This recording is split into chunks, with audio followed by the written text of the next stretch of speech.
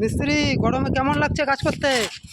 আর কি বলবো দাদা, ঠিক আছে, যদি কাজ যদি না হয় এখানে কন্ট্রাক্টর আসবে, এসে একদম পয়সা কাটবেন, ঠিক আছে, তারপরে কাজ বোঝাতে হবে। গরমে ছাদের উপরে একটু টিকতে পারছি না, বিভৎস গরম, তাও আবার মালিককে পুষিয়ে দিতে হবে, এই হচ্ছে কথা।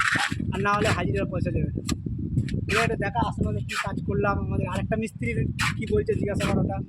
এই যে আরেকটা মিস্ত্রি, মিস্ত্রি বলো তাহলে কেমন লাগছে গরমে? এটা হচ্ছে বিদেশি মিস্ত্রি, হোলবল মিস্ত্রি। এই যে মিস্ত্রির মুখটা দেখে নিন, এই যে বিদেশ থেকে পাস করা,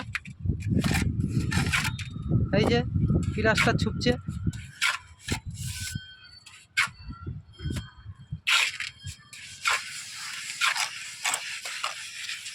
এই যে এখন ফিনিশিং করছে। এই গরমে ভাই মরো না বাঁচো তাতে কোনো ম্যাটার নেই, মেইন ম্যাটার হচ্ছে পেট। পেটে দুটো চাল আর দুটো ভাত দেওয়ার জন্য এই হচ্ছে ব্যাপার। এই জন্য রোদে গরমে হলেও কাজ করতে হবে, পেটেই সিদ্ধ হয়ে যাবে। পেটেই মানে শুধু চাল খেলেও পেটে সিদ্ধ হয়ে যাবে, যা গরম পড়ছে। পেটের জন্য আমাদের কাজ করতে হবে, নাহলে কোনো কাজের কোনো ভ্যালুই নেই।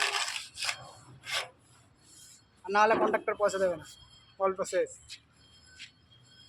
হোলবল মিস্ত্রির ডায়লগ কি দিল, সব বিদেশ থেকে সব পাস করে এসছে। এখন কি করবো, মিস্ত্রিকে মশলা নিতে হবে, মিস্ত্রি লেবার দেবে না মশলা, আমাকে নিয়ে নিতে হবে।